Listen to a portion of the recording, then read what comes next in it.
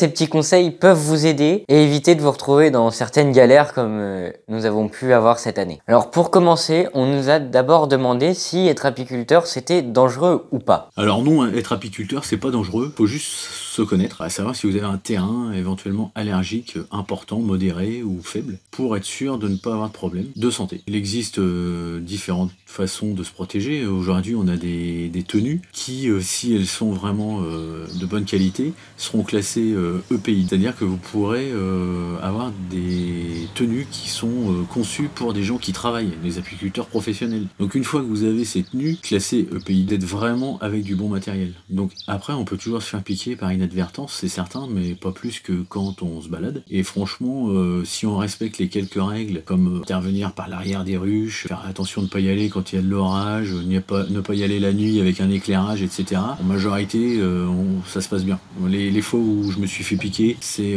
défaillance de la tenue. Vous avez pu le voir sur une vidéo de l'année dernière. C'est inadvertance, on n'a pas fait attention à un moment donné qu'il y avait une abeille sur la combinaison et elle s'est retrouvée comprimée contre la ruche, parce qu'on portait une ruche, et on s'est fait piquer à travers la combine.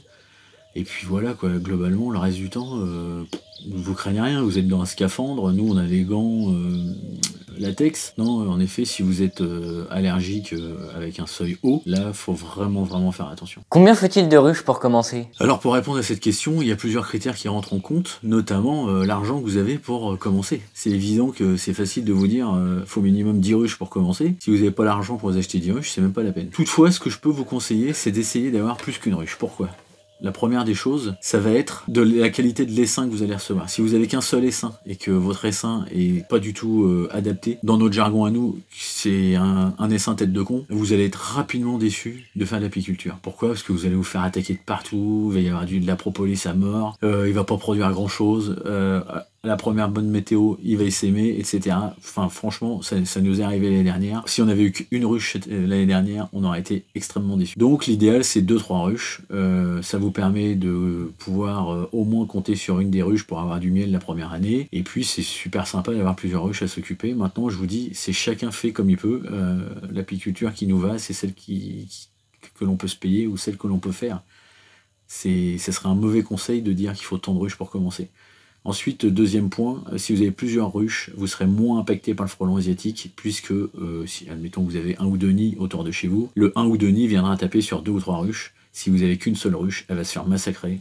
Et pour l'avoir vécu, isoler une ruche, c'est vraiment pas une bonne chose. J'avais voulu faire plaisir à quelqu'un en mettant une ruche chez lui. Et en fait, elle s'est fait massacrer et on l'a perdue au début d'hiver. Vous avez déjà vu la vidéo. Combien de temps dois-je consacrer par semaine à ma ruche? Le temps qu'on passe auprès des ruches en haute saison, il faut y aller tous les 5 jours pour être sûr de ne pas louper de cellules royales. Et comme ça, si on loupe, on reste que dans les 10 jours. Je dirais une bonne demi-heure par ruche, parce que on est des amateurs, on est des petits jeunes. Enfin, des petits jeunes, je suis plus un petit jeune, mais on est un petit jeune dans la fonction. Et puis, on est curieux, donc on veut tout regarder, prendre son temps, etc. Donc, comptez une bonne demi-heure par ruche. Donc, voilà, vous multipliez après. Nous, en général, puisqu'on filme, et puis qu'on discute, et puis qu'on aime bien regarder des choses, on passe à peu près 2 à 3 heures par semaine au rucher. Voilà, donc avant c'était simple, j'avais un travail en quart, on va dire, pour faire simple, et je pouvais y aller sur mes jours de repos. Aujourd'hui, je travaille à la journée, c'est beaucoup plus compliqué d'y aller le soir en rentrant. Surtout au début de saison, on n'a pas forcément les conditions climatiques qui sont réunies, et ouvrir des ruches quand il fait pas très chaud, c'est pas une super bonne idée, quoi. Donc voilà, essayez d'adapter les choses à votre temps de travail, c'est évident. Maintenant, ouais, comptez une bonne demi-heure par ruche. Quelle est l'utilité d'avoir sa propre ruche? Alors l'utilité d'avoir sa propre ruche, au-delà de faire, pour moi, un geste citoyen, de permettre aux abeilles de pouvoir se développer, moi, c'est aussi de développer des choses que vous n'auriez peut-être pas faites. En l'occurrence, nous, comme vous l'avez vu, on a construit nos ruches, donc on a été dans une scierie chercher du bois. Comme j'avais la chance d'avoir un papa qui avait une table, un combiné, je crois que ça s'appelle un combiné, on a pu faire le rabotage, le sciage, etc., des planches. Ce qui fait qu'on a vécu une petite aventure familiale, grand-père, père, fils, qui était plutôt sympa, qu'on n'aurait peut-être pas forcément vécu si on n'avait pas fait l'apiculture. L'intérêt d'avoir sa ruche, c'est aussi avoir des pollinisateurs à proximité de chez vous, que vous vous occupez. C'est un passe-temps comme un autre. Il y en a qui font du tuning, il y en a qui font de l'apiculture, il y en a qui font du sport, il y en a qui font autre chose. Et puis ça prend pas non plus énormément de temps. C'est pas on va dire un loisir qui coûte super cher, surtout si vous êtes un peu bricoleur. Et puis l'intérêt d'avoir sa ruche, c'est aussi en finalité d'avoir du miel, qui n'est pas quand même désagréable, on va dire, de pouvoir manger des gâteaux au miel, sucrer son café avec du miel, de prendre du miel quand on a un petit peu mal à la gorge, de profiter de la propolis pour désinfecter son système ORL, etc., etc. Et combien de miel ça fait une ruche? Alors la première année, ne comptez pas faire énormément de miel, puisqu'il faut que vos ruches construisent un maximum de choses. Parce qu'en fait, vous avez votre essaim sur 5 ou 6 cadres la première année, quand vous l'achetez, ou que vous le récupérez. Donc si vous l'achetez, vous avez votre essaim sur 5 ou 6 cadres en général. À cela, vous allez rajouter des feuilles de cire gaufrée, ou pour les puristes, laisser construire entièrement et naturellement votre ruche. Évidemment, pendant ce temps-là, elles peuvent pas fabriquer du miel. Disons qu'elles en fabriquent moins. Ensuite, vous allez devoir faire construire votre hausse ou vos 2 hausses. Donc la première année, si vous faites un peu de miel, c'est bénéf, quoi. Voilà, moi je crois qu'on avait fait 10 kilos sur une ruche. On était super heureux. C'est pas la finalité de la première année. Je dirais là où vous allez vraiment avoir du miel, une fois que vous aurez vraiment fait toutes vos constructions, etc. Je pense que c'est à la 3e année que ça doit commencer à payer. Je pense qu'une vingtaine de kilos par ruche pour 2 récoltes, c'est sensiblement ce qui vous arrivera. Maintenant, si vous faites plus, tant mieux. Vous avez de la chance. Et si vous faites moins, c'est pas grave. C'est pas notre boulot. Enfin, moi perso, c'est pas mon boulot. Donc au bout du compte, le peu de miel que je récupère, j'en suis forcément content. Quelles sont les règles pour l'emplacement d'un rucher? Alors les règles pour l'emplacement d'un rucher, c'est pas très compliqué.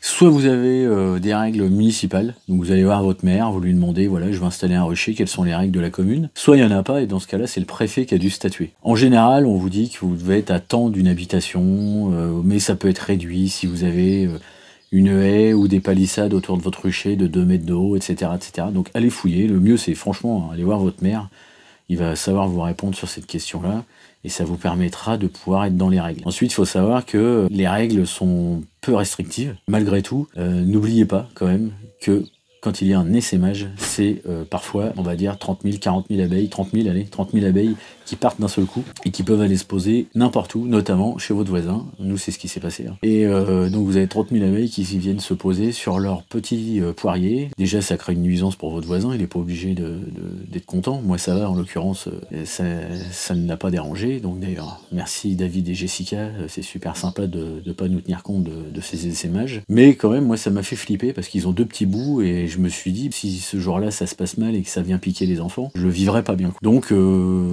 voilà, moi je suis dans les règles, il n'y a pas de problème, je suis dans les règles que la commune impose. Mais voilà, ayez toujours à l'esprit que c'est pas n'importe quoi, c'est des abeilles, on ne maîtrise rien.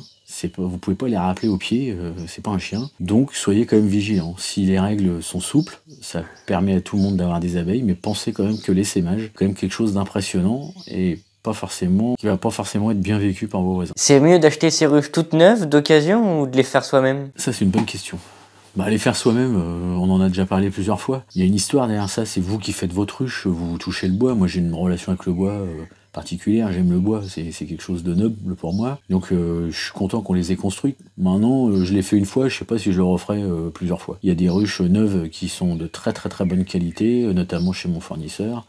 Donc je vais le dire une fois pour toutes, comme ça on va être tranquille. J'ai 2 fournisseurs, j'ai les établissements Le Rouge, qui se trouvent à Beauvais, mais qui se trouve aussi dans les Charentes. Je suis pas sûr du nom de la ville, je crois que ça va être Cravant, un truc comme ça. Enfin bon, vous cherchez sur Google, vous trouverez, Google ou un autre. Donc les établissements Le Rouge, et mon deuxième fournisseur, c'est celui à qui j'ai demandé d'ouvrir un rayon, que vous avez pu voir en vidéo, c'est les établissements Josse Haunebois. Voilà. Après, évidemment, vous avez des fournisseurs sur Internet, vous en avez à droite à gauche, dans d'autres petits magasins, etc. Moi voilà, j'ai bien discuté avec eux, on partage des idéaux de vie, on a en commun des idéaux de vie, tant que je serai pas déçu, je resterai chez eux. Ensuite, acheter des ruches d'occasion, ouais, c'est faisable. Maintenant, soyez vraiment sûr de l'état sanitaire des ruches que vous allez acheter. Vous voyez, j'ai fait une vidéo qui a été mise en ligne, là. Vous recevez une lettre comme quoi il y a de la loque américaine qui s'est déclenchée pas très loin de chez vous.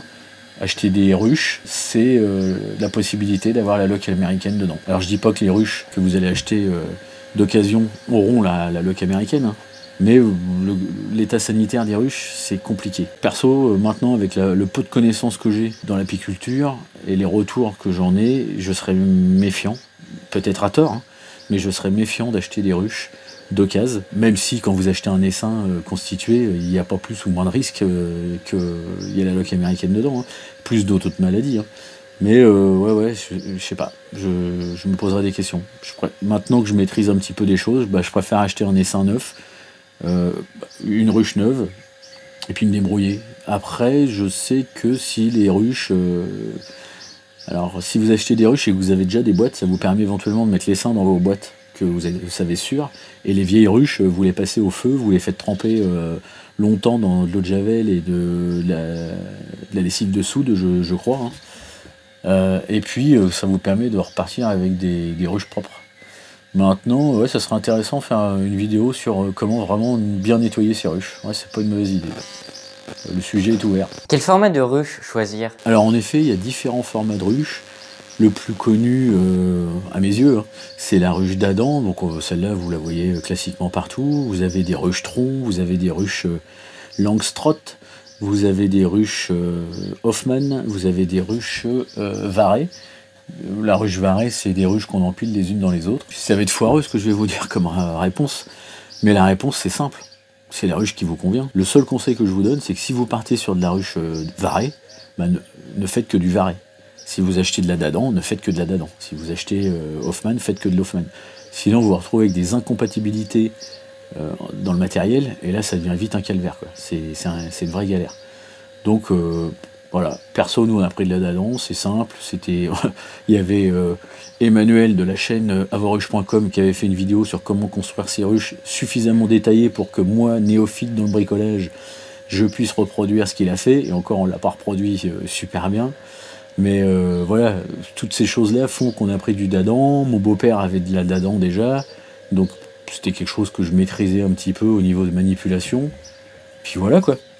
Rien de phénoménal, encore une fois, faites l'apiculture qui vous plaît. Quelles sont les premières questions que je dois me poser avant d'avoir une ruche? Alors les premières questions que tu dois te poser avant d'avoir une ruche, c'est de savoir déjà, est-ce que tu vas être capable de t'en occuper? Vous imaginez que vous adoptez un chien et que vous allez devoir vous l'éduquer et vous en occuper. Les abeilles c'est pareil.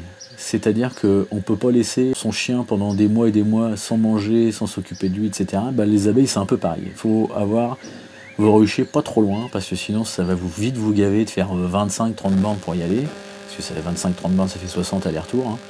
Donc il faut essayer d'avoir son rucher à proximité, et puis de se dire, est-ce que je vais être capable de m'en occuper? Est-ce que je vais avoir suffisamment de temps pour m'en occuper? Voilà, moi je pense que c'est surtout ça. Aujourd'hui on considère les abeilles, certains le considèrent en tout cas, comme un animal qu'on met dans un coin, et puis basta, c'est bien. J'achète ma ruche d'été, je la mets à ma maison de villégiature, et puis je vais venir la voir une fois par an. Bon c'est mort. Si vous faites ça, vos abeilles elles sont défoncées, soit par le frelon, soit par le varroa, soit par tout un tas de choses.